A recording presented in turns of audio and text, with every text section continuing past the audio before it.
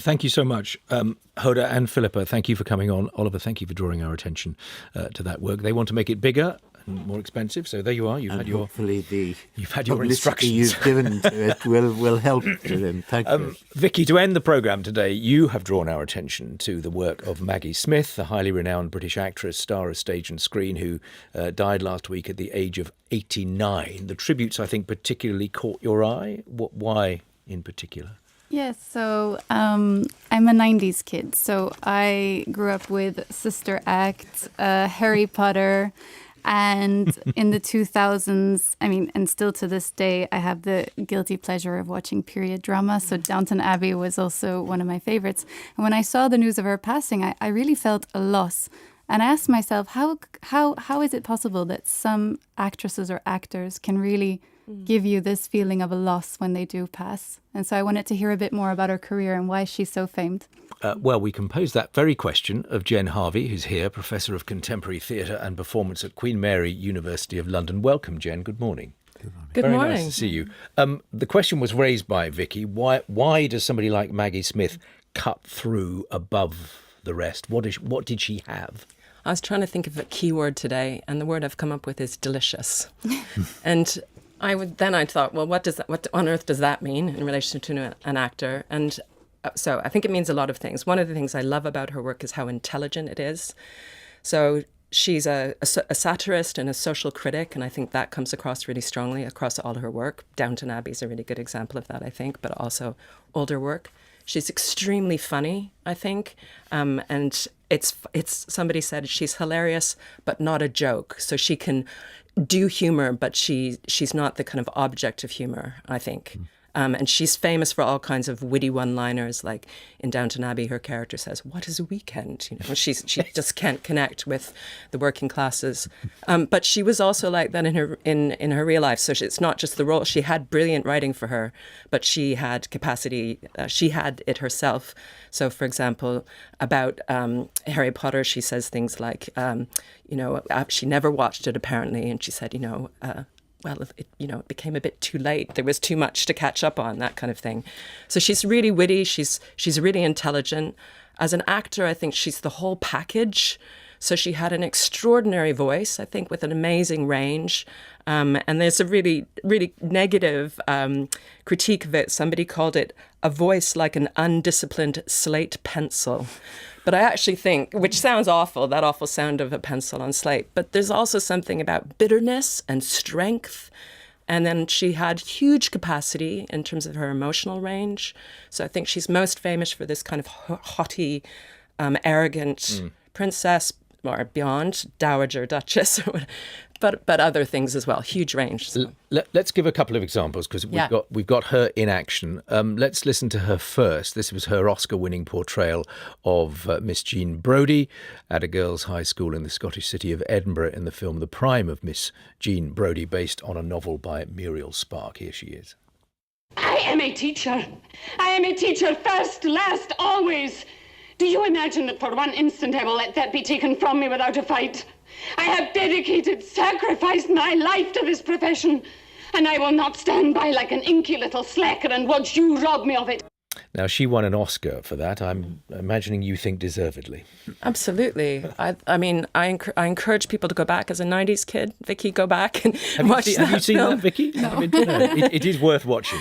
Really... Oliver, you've seen it. Yes, that's what hooked me on Maggie Smith. Sorry, that's great. So I encourage audiences to go back and watch her back catalogue. And also, as well, her again, that's a really great example of her range. So she's this teacher who thinks she knows it all in this somewhat repressed Edinburgh girls' school. So she's trying to liberate her girls and teach them about truth and beauty. But she's also a bit of a fascist. She wants to control them all. And the film and the story, of course, Muriel Spark's novel, moves through that range. And she has a great downfall at the end. But she's just... her voice, that's a great example. Go watch it. We've got a comic performance, a little snippet of a comic performance now. This is from a monologue written in the 1980s by the British dramatist Alan Bennett called Bed Among the Lentils. Now, in this, she plays Susan, who's the wife of a vicar in northern England who finds happiness after she starts an affair with an Asian grocer. Let's hear a bit of her performance in this. I certainly remember Mr. Bland keeps a bottle of cough mixture in his cupboard. in case any of the choir boys get chesty. The thought of celebrating the Lord's Supper in Benelin gives Geoffrey a complete nervous breakdown. But as I point out, it's red, and it's sweet, and nobody's going to notice. And in the event, nobody does.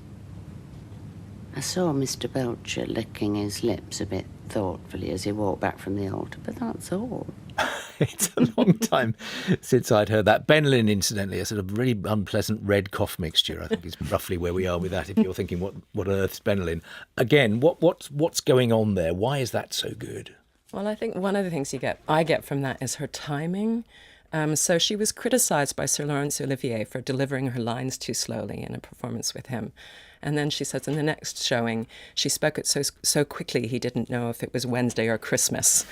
So she really had control she was a craftsperson. And so I feel you hear her craft with her speech there, using the beautiful writing by Alan Bennett to give you a sense of the irony of the vicar being forced to use Benelin in his service, and the unspoken thing that obviously she's drunk all the wine from the vicarage. Vicky, is this filling in the gaps? Absolutely. I'm going to go watch her previous movie. Oliver, I know you're a big admirer as well. Anything you... Very much. throw into I the think mix? the one word I would use to sum her up, presence. She was a real presence, be it on the screen or on the stage.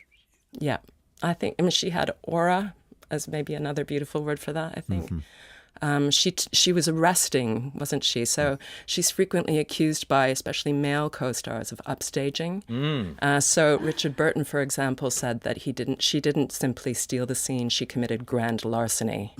and Michael Caine also accused her of upstaging him. Other actors did as well.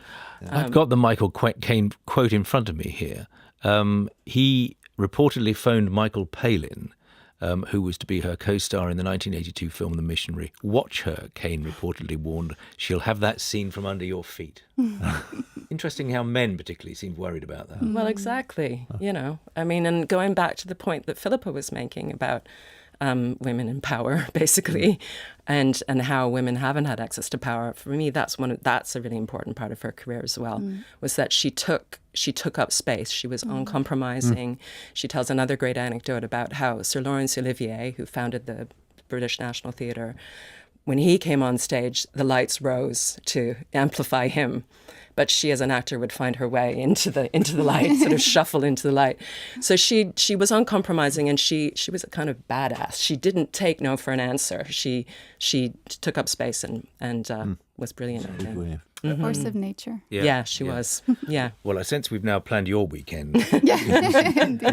You've now got lots of things Got my to ears watch set. that you hadn't previously planned on doing. Jen, thank you so much for coming in. Total pleasure. Thank you very Thank much. you Jen so Harvie, much. Professor of Contemporary Theatre and Performance in the School of the Arts at Queen Mary University of London, which brings our conversations to a close.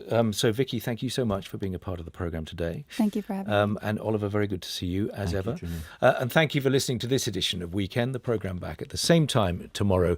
The latest news headlines are next here on the BBC World Service.